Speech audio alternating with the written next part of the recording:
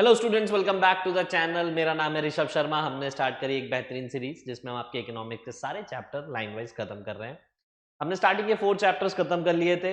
अब हमारे ये 5th चैप्टर है जिसका नाम है forms of market. Forms of, ठीक है।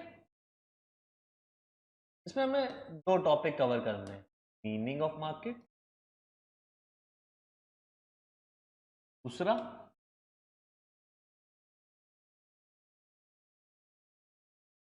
Types of markets. तो 4 तरीके की मार्केट के बारे में पढ़ना।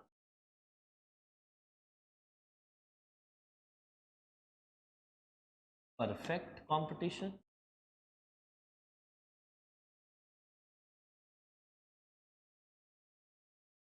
मोनोपोली, होलिस्टिक और ओलिगोपोली। और इन्हीं सबके, ठीक है, स्टार्ट किया जाए। चलो भाई,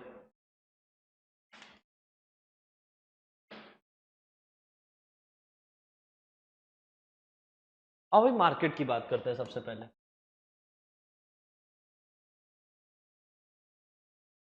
ठीक है, जनरली क्या होता है कि मार्केट जब भी दिमाग में आता है तो यही लगता है जहां पर हमारे मम्मी पापा जाते हैं सामान खरीदने, जहां पर बायर्स होते हैं, सेलर होते हैं, वही मार्केट होती है। ठीक है, तो हम लोग मार्केट को किससे एसोसिएट करते हैं कि मार्केट इज अ प्लेस। हम लोग इस तरीके से एसोसिएट करते हैं। एक ऑर्डिनरी और एक इकोनॉमिक्स के सेंस में अगर हम देखें तो एक ऑर्डिनरी सेंस में अगर मार्केट का मीनिंग देखा जाए तो हमेशा मार्केट क्या होता है? Market is a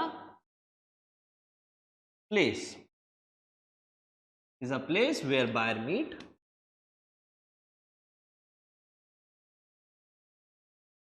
seller। तो यहां पर क्या होता है, एक ज्योग्राफिकल बाउंडेशन की बात आ जाती है, एक पर्टिकुलर प्लेस। लेकिन इकोनॉमिक सेंस में हम कभी मार्केट को एक प्लेस से नहीं एसोसिएट करते कि एक पर्टिकुलर मार्केट ही है, यहां पर आपको सामान मिलेगा, ऐसा नहीं होता है। मार्केट किसी प्लेस से एसोसिएट नहीं की जाती है बल्कि एक कमोडिटी से एसोसिएट की जाती है। ठीक है, कि मार्केट कोई पर्टिकुलर प्लेस के लिए नहीं है, वहां कोई ज्योग्राफिकल बाउंडेशन नहीं होगा।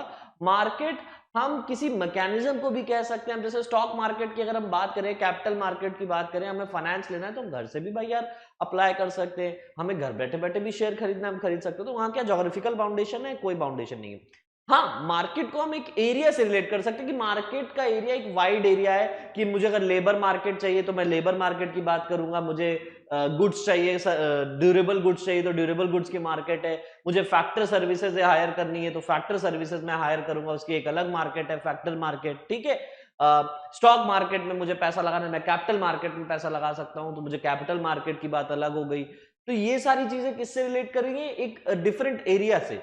प्लेस नहीं है यहां पर, कोई ज्योग्राफिकल बाउंडेशन नहीं कि एक मार्केट ऐसी ही जगह है जहां पर आपको जाना पड़ेगा तब आपको सामान मिलेगा, ऐसा कुछ नहीं रह गया है। मार्केट को इकोनॉमिक्स में अब हम प्लेस से एसोसिएट नहीं करते। इकोनॉमिक सेंस में हम मार्केट को किस तरीके से एसोसिएट करते हैं? एक एरिया से एसोसिएट करते हैं। तो अगर इकोनॉमिक सेंस की डेफिनेशन लिखनी है तो एक डेफिनेशन लिख लीजिए, कह रहा है market refers to the whole area,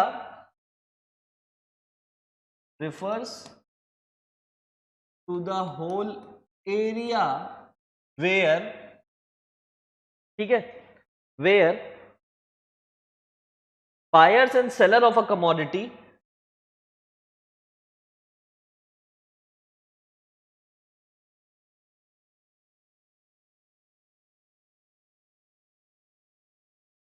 where buyers and sellers of a commodity are in competition with each other,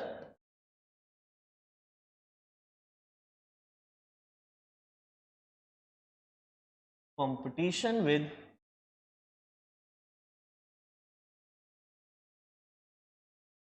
each other to effect purchase and sale of the commodity, effect purchase and sale of commodity. यानी हम market की जब बात करेंगे तो commodity आ जाएगी। अब वो कमोडिटी लेबर हुई तो लेबर मार्केट, स्टॉक्स हुए तो भैया कैपिटल मार्केट, ठीक है, समझ में आ रहा है। हमें क्या बोलते हैं, अलग अलग कमोडिटीज की मार्केट की बात हो रही है और वो एक प्लेस से एसोसिएट नहीं की जाएगी। तो ये गलती कभी मत करना कि मार्केट की डेफिनेशन आया, मार्केट के बारे में पूछा जाए तो ऐसे लिख के आ जाओ कि it is a place where buyer meet seller, they crack a deal about different product at different prices. ये मत करना, ठीक है। अब मार्केट क्या है, मार्केट एक होल एरिया की बात की जाती है। वो एरिया एसोसिएट किया जाता है कमोडिटी से कि कौन सी कमोडिटी है भाई, ठीक। Where buyer and sellers of the commodity are in competition, हमेशा कंपटीशन रहेगा। Buyers and sellers have a competition, buyers create demand force, sellers create supply force. और मार्केट एक वही मार्केट अच्छी होती है जहां बायर और सेलर के बीच में कंपटीशन होता है, दे crack a deal on different product. भाई बायर और सेलर डिमांड और सप्लाई मिलके ही चीजों के दाम डिसाइड करते हैं, ठीक है। अब कोई ऐसी चीज उठाओ जैसे कि मैंने कहा कोई ऐसी पर्टिकुलर प्रोडक्ट जिसकी डिमांड बहुत है लेकिन सप्लाई लिमिटेड है, तो उसके दाम क्या होंगे, ज्यादा होंगे। और कोई ऐसा प्रोडक्ट है जिसकी सप्लाई भतेरी है, हर जगह मिल रहा है लेकिन डिमांड नहीं है, तो उसकी सप्लाई क्या होगी भाई, उसके प्राइसेस क्या होंगे, कम होंगे। तो हमेशा याद रखना कि मार्केट वही है जहां बायर और सेलर हो और वहां पर कंपटीशन हो, ठीक है। Third, with each other to effect the purchase and sale of commodity, ठीक। आगे बढ़ो भाई, ये डेफिनेशन कंप्लीट है। अगर आपसे मार्केट की डेफिनेशन पूछी जाए, आपने ये डेफिनेशन लिखी, एक भी नंबर नहीं कटेगा। अब अगर हम इस डेफिनेशन को तोड़ें तो हमें 3 से 4 पॉइंट निकलते हैं। सबसे पहला, मार्केट ना एक एरिया की बात की जा रही है, एरिया नॉट अ प्लेस, ठीक, याद रखना। दूसरा, मार्केट वही है जहां बायर्स हैं और सेलर्स हैं, buyer and sellers of a commodity. तीसरा, बायर और सेलर हैं तो कंपटीशन भी होना चाहिए, उनके बीच में कंपटीशन है और किसी पर्टिकुलर कमोडिटी की बात हो रही है, ठीक है।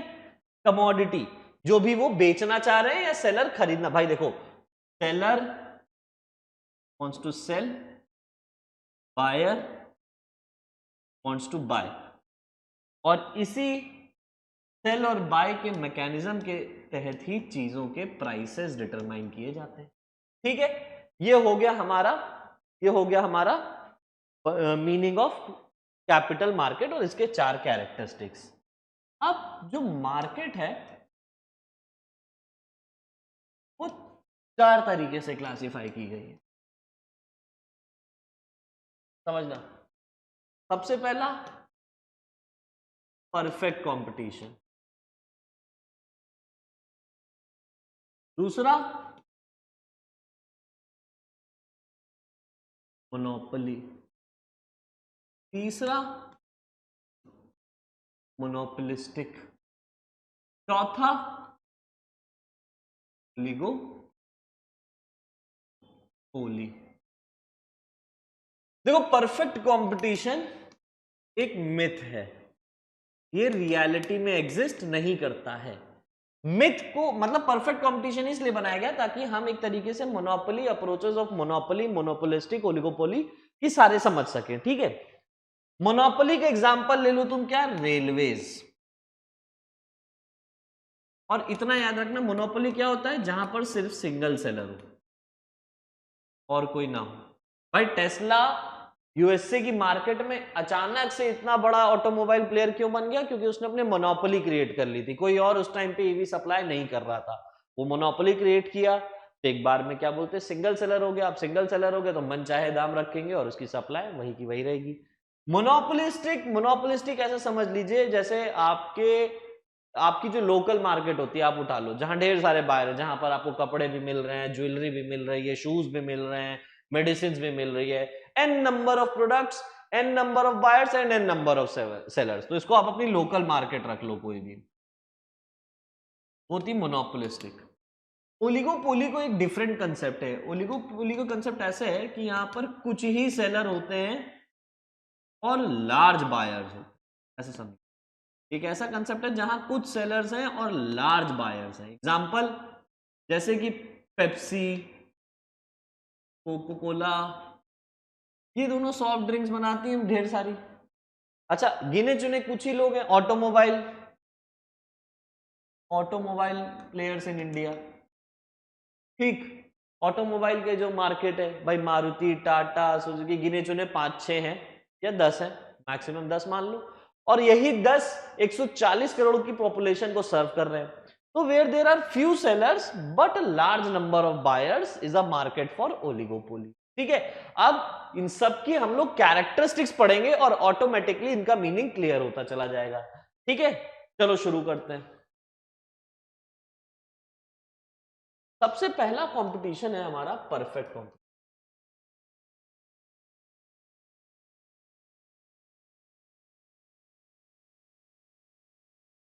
देखो, परफेक्ट कंपटीशन वैसे तो मिथ है। मिथ क्या मतलब कि ये रियलिटी में एग्जिस्ट नहीं करता है, लेकिन just for the sake of your understanding इसको चलो क्रिएट करने की कोशिश करते हैं जो कि इसके कैरेक्टरिस्टिक से मिले। आप सबके एरिया में, आप सब कहीं पर भी रहते हो, आपने नोटिस किया होगा कि एक जगह मार्केट होती है जिसे सर्राफा मार्केट कहते हैं, कहते हैं सर्राफा बाजार।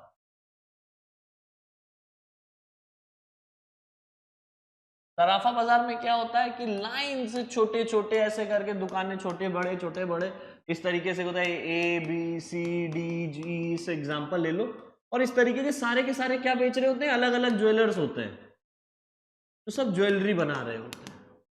हम ऐसा समझते हैं कि हम उस सर्राफा मार्केट की बात कर रहे हैं, परफेक्ट कॉम्पिटिशन।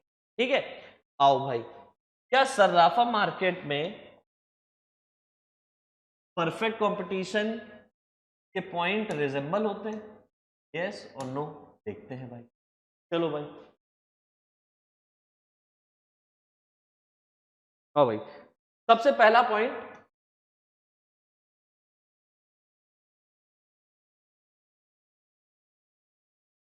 वेरी लार्ज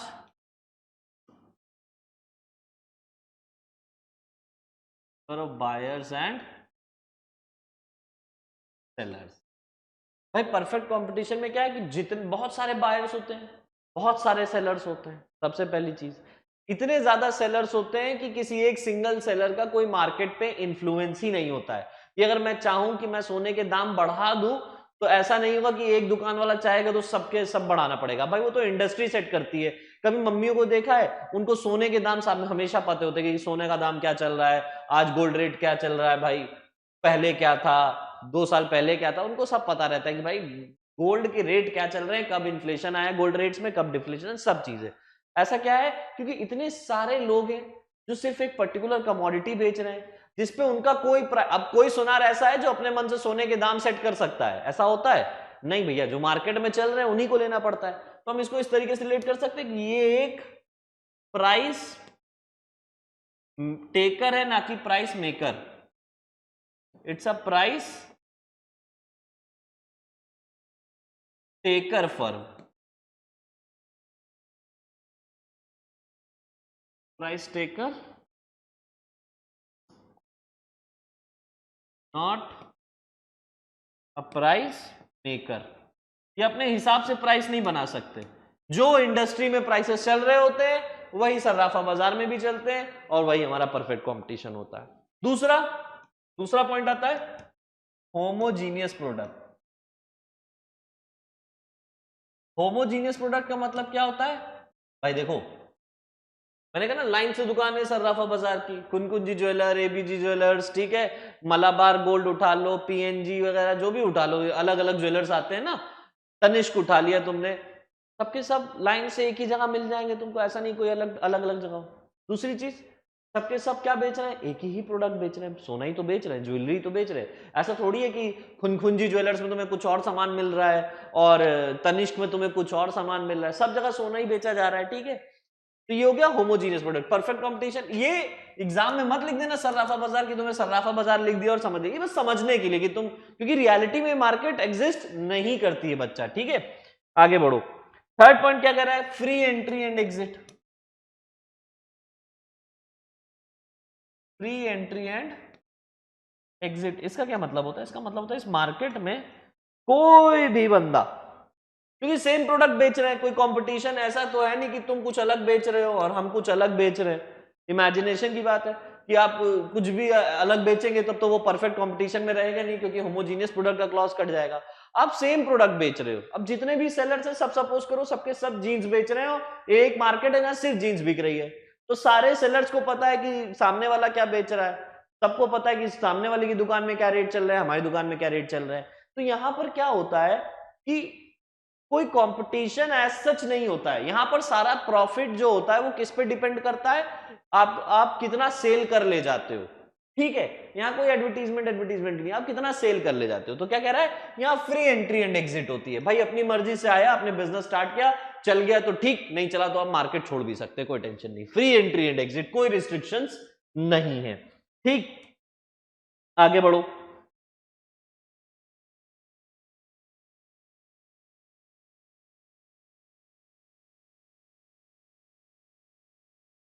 इसमें लिख लो फ्री एंट्री एंड एग्जिट में क्या लगो, normal profit.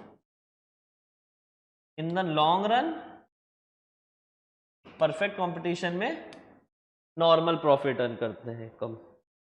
Perfect knowledge,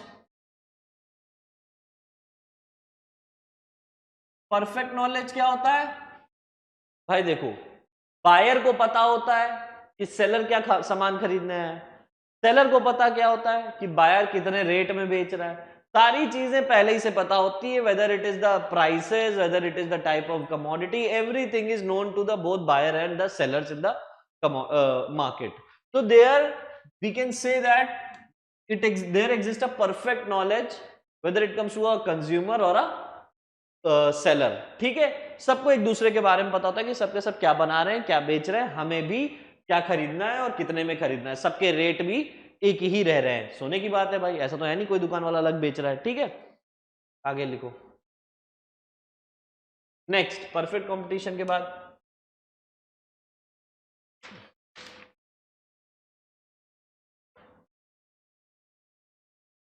absence of artificial restriction, absence of artificial restrictions, no government interference, ऐसा समझ लो, no government interference। ठीक, कि सब कुछ कौन चला रहा है, पूरी मार्केट कौन चला रहा है, डिमांड एंड सप्लाई, यही दो लोग हैं जो पूरी मार्केट चला रहे हैं, बाकी कोई और नहीं। ठीक, डिमांड फोर्स आती है कंज्यूमर से, सप्लाई फोर्स आती है सप्लायर से यानी प्रोड्यूसर से। ठीक है, अब मार्केट में सारा के सारे लार्ज नंबर ऑफ बायर्स हैं और सेलर्स हैं, यही मार्केट रन कर रहे हैं, कोई गवर्नमेंट इंटरफेरेंस नहीं, कोई और इंडस्ट्री अपने मन से कोई और फर्म अपने मन से प्राइस चेंज भी नहीं कर सकती है। तो सोनली किस पे चल रहा है सारी चीजें, डिमांड और सप्लाई पे। अगर मैं कहूं कोई एक फर्म आ जाए बीच में जो कहे नहीं हम अपने दाम सस्ते में बेचेंगे, तब बात हो, लेकिन परफेक्ट कंपटीशन में ऐसा पॉसिबल ही नहीं होता है कि दाम अलग अलग हो, तभी तो परफेक्ट नॉलेज होती है और होमोजीनियस प्रोडक्ट है। चलो भाई आगे बढ़ो। नेक्स्ट,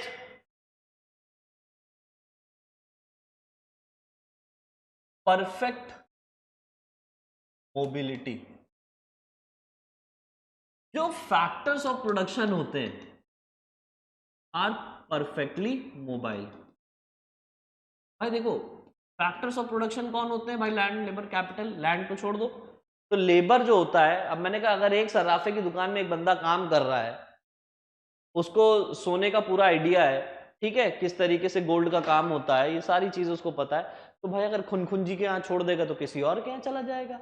भाई मोबिलिटी जो है वो प्रोडक्ट बेस पर है और सबके सब सेम प्रोडक्ट बना रहे, तो हम चाहे एक की दुकान में काम करें चाहे किसी और के यहाँ काम करें यार, है ना, इससे तो कोई फर्क नहीं पड़ने वाला है। Factors of production are perfectly mobile. ठीक है, मूवेबल होते हैं, एक जगह छोड़ के अपना अपने अपने क्या बोलते हैं सर्विसेज किसी और पे भी प्रोवाइड कर सकते हैं। Next, no additional cost. No additional cost का क्या मतलब होता है, नो एडवर्टीजमेंट। भाई देखो नो एडवर्टीजमेंट सिर्फ कॉस्ट ऑफ प्रोडक्शन ही होता है जो होता है, no advertisement no additional cost का मतलब क्या हुआ, सबको पता है, परफेक्ट नॉलेज है कि भाई सारी मार्केट में सोना बिक रहा है, सोने के रेट क्या है, तो एडवर्टीजमेंट किस बात का।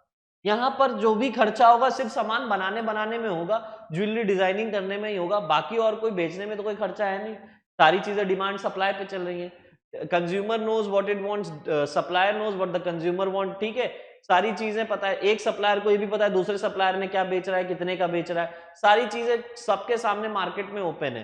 तो यहाँ पर कोई एक्स्ट्रा खर्चा नहीं लगता है कि ऐश्वर्या राय को बुला के मैं एडवर्टीजमेंट करा रहा हूँ, ये सारी चीजें करा रहा हूँ, तब जाके क्या बोलते हैं मेरा सोना बिक रहा है। सोना बिकेगा क्योंकि डिमांड और सप्लाई ही चला रहे हैं और कोई नहीं चला रहा है इसमें, ठीक है। और कोई एक्सटर्नल फोर्स भी नहीं है, नो गवर्नमेंट इंटरफेरेंस, सारी चीजें डिमांड सप्लाई पर है, ठीक है।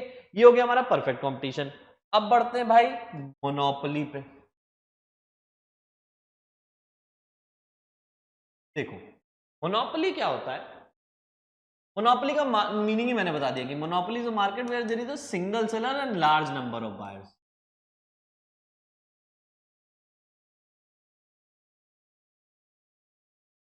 एग्जांपल ले लो तुम, क्या, रेलवेज।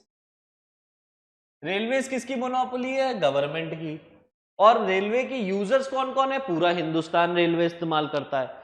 तो कोई कोई ऐसा कह सकता है कि किसी ने अपनी प्राइवेट रेलवे चला दी हो, ऐसा तो पॉसिबल नहीं है। सब गवर्नमेंट की रेलवे इस्तेमाल करते हैं, जो भी पैसा आता है वो गवर्नमेंट ट्रेजरी में जाता है रेलवे के, ठीक है। तो यहां पर क्या है, एक ही सेलर है और लार्ज नंबर ऑफ बायर्स हैं। अब जरा इसके कैरेक्टरिस्टिक्स देख लो फटाफट, ठीक है।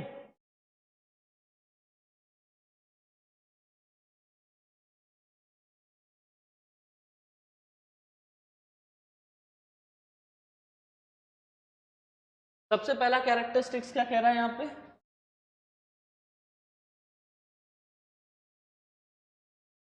Single seller. दूसरा क्या कह रहा है, नो क्लोज सब्सटीट्यूट। इस मार्केट में आपका कोई भी क्लोज सब्सटीट्यूट इजिली अवेलेबल नहीं हो सकता है, जो कि सेम प्राइस पे, जैसे रेलवे प्रोडक्ट डिलीवर कर रही है, जैसे रेलवे आपके लिए काम कर रही है, उसी प्राइसेस पे आपको सर्विसेज दे सके। इतना आसान नहीं है, ये पॉसिबल नहीं है। No close substitutes are available when it comes to monopoly market, ठीक है। नेक्स्ट,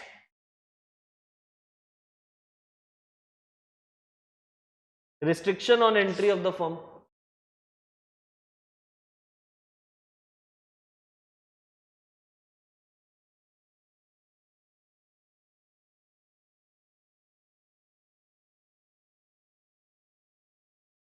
कोई आदमी आसानी से अपनी रेलवे खुद की स्टार्ट कर सकता है कि चलो आज मन किया, पैसे आ गए अंबानी के पास, तो चलो खुद की रेलवे चालू कर दे।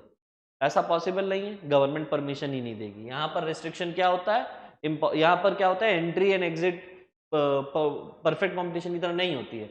यहाँ पर जो एंट्री है और एग्जिट है वो डिपेंड करता है किस चीज पे, सरकार के परमिशन पे।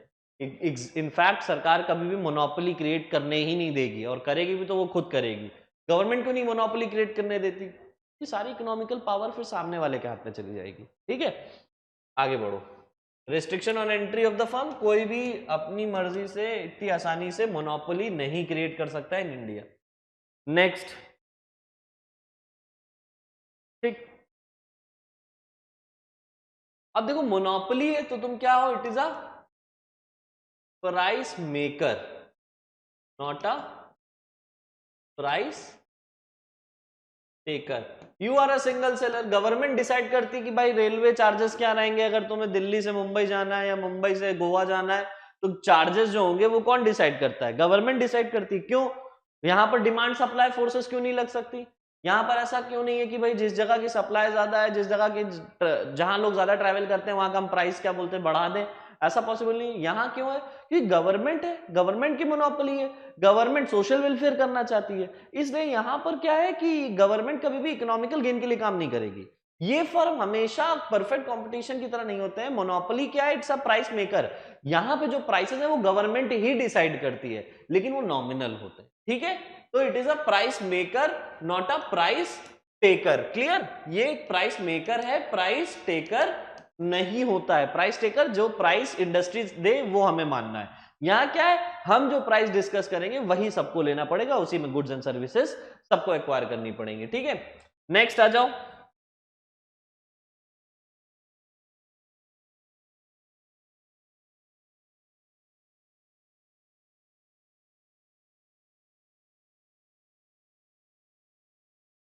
Price discrimination.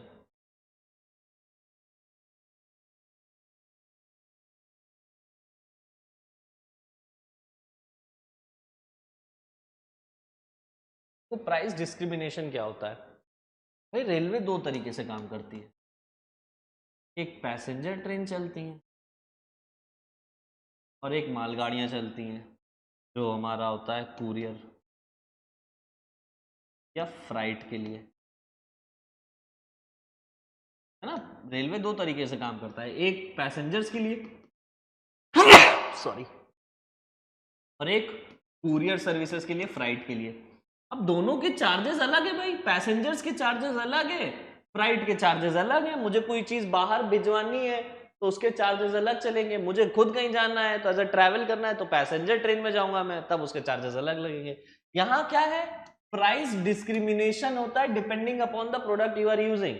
परफेक्ट कंपटीशन में कोई प्राइस डिस्क्रिमिनेशन नहीं होता है, क्योंकि सबको ही सेम प्रोडक्ट बेच रहा है। यहाँ पर डिपेंड है भाई, पैसेंजर ट्रैवल कर रहे हो, कुरियर फ्लाइट भेजना है। ये हो गया हमारा मोनोपोली। ठीक, आगे बढ़ो। फिर आता है मोनोपोलिस्टिक। मोनोपोलिस्टिक मैंने आपको बता दिया था क्या, आपकी लोकल मार्केट, यहाँ पर आपकी मम्मी लोग शॉपिंग करने, ऐसे समझिएगा।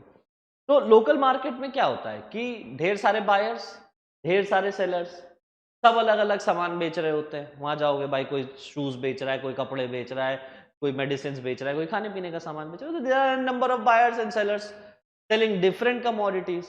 अब भाई किसी ने अपनी दुकान के आगे बोर्ड लगा रखा है, किसी ने बोर्ड नहीं लगा रखा है, तो वहां पर एडवर्टीजमेंट भी चल रहा है। ठीक, जहां पर कोई सेम प्राइस में सामान बेच रहा है, कोई भाई डिफरेंट डिफरेंट बेच रहा है। कभी एक दो मार्केट में प्लेयर है, दोनों टी शर्ट बेच रहे हैं, एक जगह 400 की मिल रही है, एक जगह 500 की मिल रही है, वहां प्राइस डिस्क्रिमिनेशन भी है, सेम प्रोडक्ट भी है, डिफरेंशिएटेड भी है। तो ये लोकल मार्केट की बात हो गई। तो मोनोपोलिस्टिक यही होता है, ठीक है। अब मोनोपोलिस्टिक के बारे में लिख लो फटाफट। सबसे पहला पॉइंट आता है मोनोपोलिस्टिक में, large number of buyers and sellers. भाई बहुत सारे बायर्स होते हैं, बहुत सारे सेलर्स होते हैं, ठीक। दूसरा, प्रोडक्ट डिफरेंशिएशन। प्रोडक्ट डिफरेंशिएशन मतलब क्या होता है भाई, कोई अलग अलग, भाई सब कोई सेम सामान तो बेच नहीं रहे, है ना। कोई टी शर्ट बेच रहा है, कोई शूज बेच रहा है। Product differentiation. प्रोडक्ट होमोजेनिटी किसमें होती है, सिर्फ और सिर्फ परफेक्ट कंपटीशन, बाकी सब में डिफरेंशिएटेड होता है, ठीक है। Next, free entry and exit.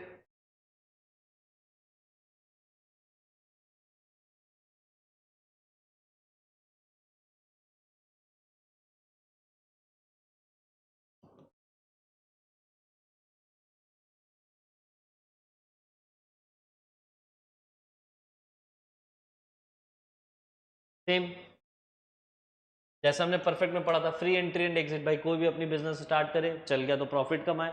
अब लेकिन यहां पर फ्री एंट्री एंड एग्जिट में क्या है कि यहां पर नॉर्मल प्रॉफिट नहीं कमाया जाता है, यहां पर अब नॉर्मल प्रॉफिट कमाया जाता है। व्हाट इज अब नॉर्मल प्रॉफिट? अब नॉर्मल प्रॉफिट क्या, जब आपका रेवेन्यू ज्यादा हो आपकी कॉस्ट से, तब आप अब नॉर्मल कमाते हो। और नॉर्मल क्या होता है, नॉर्मल होता है जब आपका एवरेज रेवेन्यू बराबर हो एवरेज कॉस्ट के, कि जितना रेवेन्यू उतना ही कॉस्ट, ठीक। आगे बढ़े। नेक्स्ट,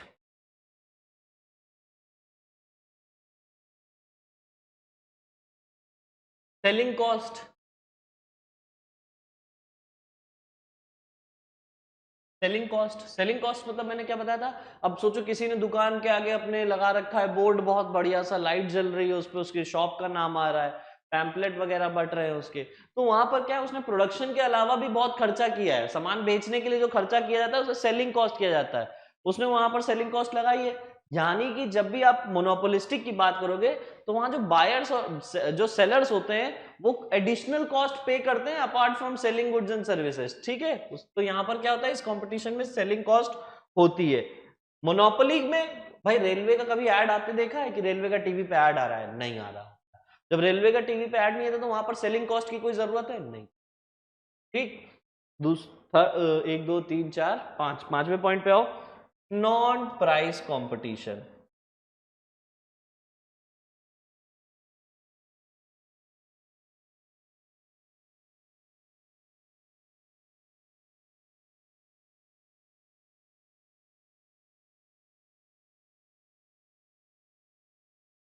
नॉन प्राइस कंपटीशन क्या होता है भाई? देखो, अभी मैंने एक एग्जांपल दी कि दो लोग हैं जो अलग अलग, जो सेम प्रोडक्ट बेच रहे हैं और प्राइसेस अलग अलग है, ठीक है? तो ये क्या हो गया, मैंने कहा दो सेलर्स थे, दोनों लोग टी शर्ट बेच रहे थे, एक 400 की बेच रहा था, एक 500 की बेच रहा था, तो वहां तो कंपटीशन हो गया। और एक तरफ समझ लो दो सेलर्स हैं, दोनों लोग शूज बेच रहे हैं और दोनों लोग सेम रेट पे शूज बेच रहे हैं। क्यों? क्योंकि आपस में कंपीट कर रहे हैं। तो यहाँ दोनों चीजें हैं, यहाँ पर प्राइस डिस्क्रिमिनेशन भी हो रहा है और कुछ जगह प्राइस डिस्क्रिमिनेशन नहीं हो रहा है। अब अगर मार्केट में सरवाइव करना है तो हमने क्या किया, अपने कंपटीशन से सर्वाइवल के लिए ही उसके रेट पे सामान बेचना चालू कर दिया। और अगर हमें प्रॉफिट कमाना है, हम अच्छा चल रहे हैं, हमारा नाम हो गया, तो हमने भाई प्राइस डिस्क्रिमिनेशन करना स्टार्ट कर दिया। ठीक है, ये होता है हमारा नॉन प्राइस कंपटीशन। ठीक, राइवल फर्म्स कंपीट करती हैं सेम प्राइस में, और जब कोई राइवलरी नहीं रहती है कि भाई हमारा नाम बन गया है तो हम चाहे जिस दाम में बेचें बिकेगा। Next, imperfect knowledge. Imperfect knowledge मतलब कंज्यूमर को पूरी नॉलेज नहीं होती है regarding the product and the prices prevailing in the market.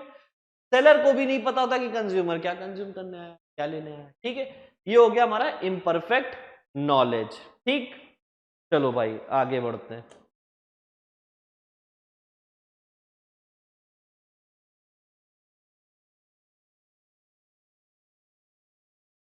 तो हमने कवर कर लिया कौन कौन से? परफेक्ट, मोनोपोली, मोनोपोलिस्टिक, अब ओलिगोपोली की बात। ना ओलिगोपोली क्या होती है, ऐसे समझो, few large sellers and large number of, example मैंने दिया था क्या, पेप्सी, कोकोला, ये सब। अब पेप्सी, कोको कोला, या फिर मैंने क्या बोल दिया था कि automobile manufacturers, car manufacturing company, गिने चुने लिमिटेड लोग हैं, लेकिन फिर भी पूरे हिंदुस्तान की नीड्स को सेटिस्फाई कर रहे हैं। तो ये होता है हमारा ओलिगोपोली मार्केट। ठीक है, ओलिगोपोली की कैरेक्टरिस्टिक्स लिख लो फटाफट।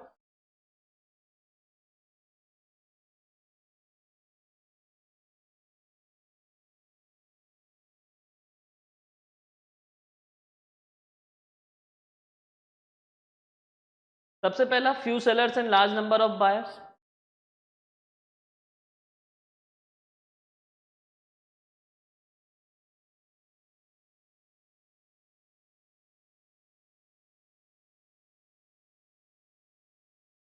दूसरा है हमारा हाई डिग्री ऑफ कंपटीशन।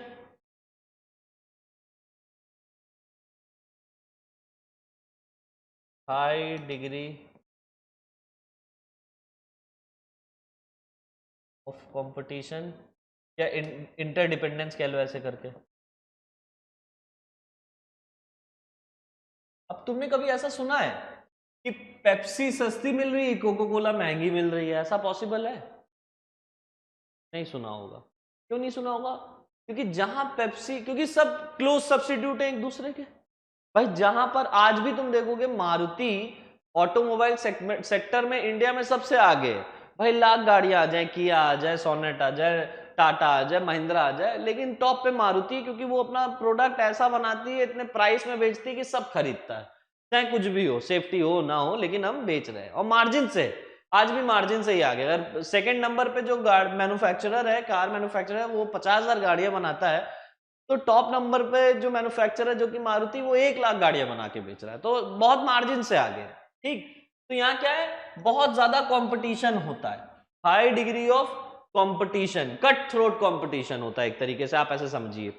चलो भाई नेक्स्ट, कह रहा है non price competition.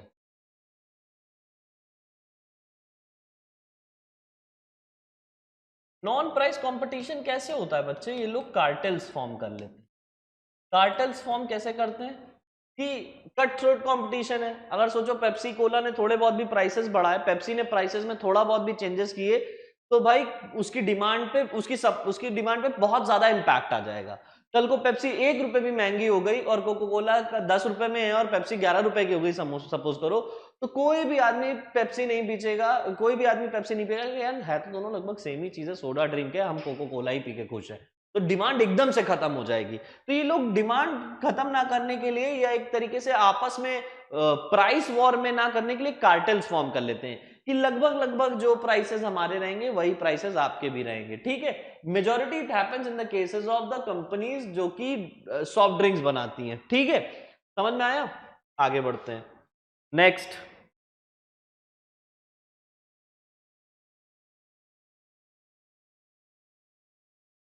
Entry is restricted. हर कोई इतनी आसानी से इस मार्केट में कूद नहीं सकता है। जैसे पेप्सी, कोको कोला है, इतनी जल्दी कोई इतना ब्रांड नहीं बना सकता है। एंट्री जो होती है इस मार्केट में रिस्ट्रिक्टेड होती है, ठीक है बेटा। अच्छा, आगे देखो, आगे क्या कह रहा है? Demand curves, demand कर्विस